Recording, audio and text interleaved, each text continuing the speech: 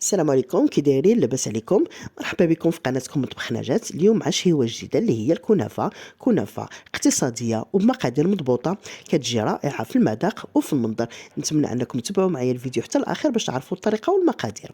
المقادير بسم الله على بركه الله. عندي اول حاجه ناخذو هي الكنافه خديت هنا 500 غرام، يعني نص كيلو ديال الكنافه.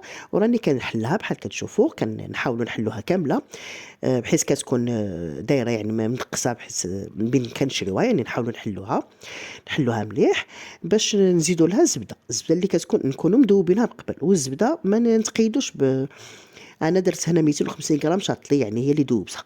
هنا خديت تقريبا غير واحد نص كاس ديال زيت حياتي، وبقيت نكبو فيها ونزيد، ويعني ندخل كنلبس هذيك الكنافه بالزبده. وعيني ميزان، الا شفتوها باقي خاصها زبده نزيدوا لها الزبده. المهم هنا اللي كنكب الزبده، ومن بعد كنبقى بحال قلت لكم بحال اللي نبسوها، يعني ندخلوا في هذيك الزبده، ندخلوها في الكنافه ديالنا باش تجي كامله شاربه الهدام وتجينا هشيشه، يعني ما كتجيش يابسه. صافي نستمروا بهذه الطريقه. بحال قلت لكم الا شفتوا راسكم يعني شفتوها خاصها مازال شويه ديال الزبده نزيدوا لها شويه. صافي نستمروا بهذه الطريقه حتى نلبسوها مليح. من بعد نجيبوا المول اللي غادي نديروا فيه هاد الكنافه ديالنا، والمول كيبقى اختياري وكل وحده شنو تبغي.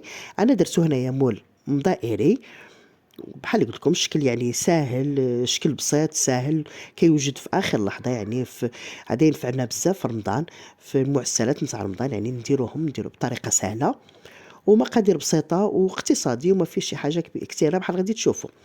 هنا من بعد ما كبيت عليها تقريبا نص ديال الكنافه، يعني نص ديال هذيك الكميه اللي درتها، كبيت النص درتو هنا في هذا المول. واني كنحاول نسرحو في المول، نسرحوه مليح باش نعطيو له الفورمه ديال المول، وما نخليوش المول ديالنا يبان من التحت باش ما يخرجناش الكريمه من نكبوها. صافي غادي نستمر بهذه الطريقه. من بعد نجيب شي حاجه نبقى ندير بعدا بيديا، ندخلها بيديا بحال كتشوفوا. ومن بعد نولي نجيب شي حاجه، يعني بحال انا خديت هنا غير كاس، تقدروا اي حاجه، ونحاولوا ندكوا على ديك الكنافه باش يعني بين نكبوا الكريمه ما تخرجناش عليها.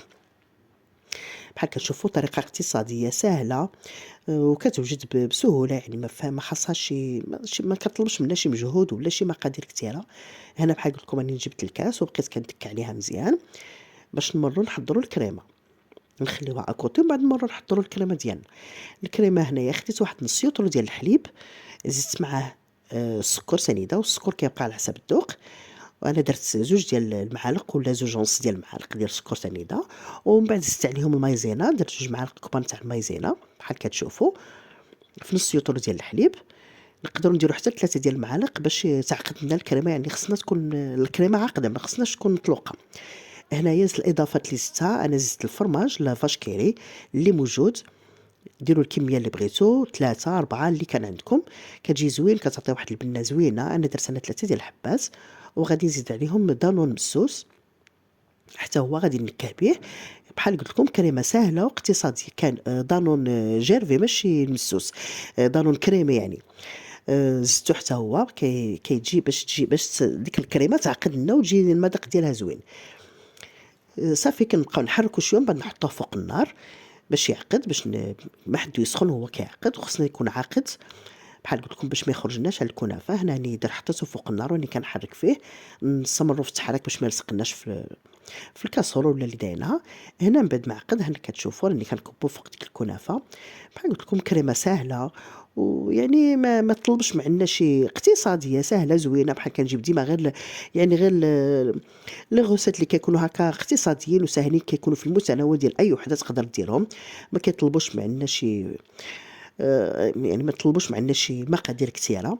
هنا نحاولوا نبسطوا هذيك الكريمه فوق الكنافه. من بعد نجيبوا الكنافه ديالنا اللي خليناها، ومن بعد نبقاو نديروها فوق منها، نحطوها بحال كتشوفوا بهذه الطريقه، نحطوها فوق منها حتى ندرجوا جميع كاع الكريمه ديالنا تدرج بحال وعندها يعني بزاف ديال الاشكال هاد الكنافه. ما هذه هي الطريقه السهله وبسيطه اللي نقدروا نديروها ونوجدوها في اخر لحظه، وسورتو في رمضان كتجي زوينه وكتجي المذاق ديالها زوين والمنظر ديالها حتى هو كيجي زوين. صافي نستمروا بهذه الطريقه. حنا بحال كتشوفوا حنا حتى كملت كامله جميع المقادير اللي عندي كملتهم، ديك ديال الكنافه. ومن بعد راني كنحاول نسرحها من الفوق. صافي هنايا غادي هذه هي اخر مرحله عندها. غادي نزيد نكب الزبده اللي كتكون لي شاط اللي بحال اللي قلت لكم تقريبا هنا خدات لي كامله هاد الكنافه، خدات لي تقريبا واحد الكاس ونص ديال الزبده، ديال كاس ديال حياتي، زبده دائبه. نزيد نكبها من الفوق. كتبقى لنا هذه اخر مرحله، من بعد ندفعوها للفران اللي نكونوا شاعلينه قبل، مسخنينه قبل، وندخلوها يعني نحضوها. غادي من نشوفوها تحمرت هذيك هي صافي راها طابت. هنا من بعد ما خرجتها من الفران كتكون باقي سخونه، نكبو عليها العسل وهو بارد. بحال دابا أنا خديت العسل وكنبقاو نكبّو فوق منها، نكبّو العسل الكمية اللي نشوفوا عندنا تتشرب لنا ديك العسل باش تجي شاربة العسل تجي زوينة.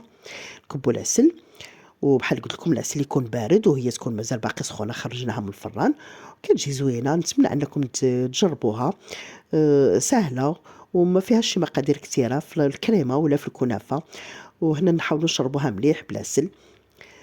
كتبقى هذه طريقة زوينة ديال الكنافة، يعني اللي اقتصادية. صافي حنا حتى نكملوا بهاد الطريقة بحال اللي شفتوا، ونزيد نكمل. المهم نكب العسل مليح فيها باش تشرب لنا مليح العسل. وهنا من بعد ما خرج أنا في المرحلة التالية أنا زينتها بشوية ديال اللوز إفيلي. نتمنى أنكم تجربوها، واللي باقي ما اشتركش معايا مرحبا بها في القناة مطبخ نجاة. وشهية طيبة، نتمنى لكم شهية طيبة ومع السلامة.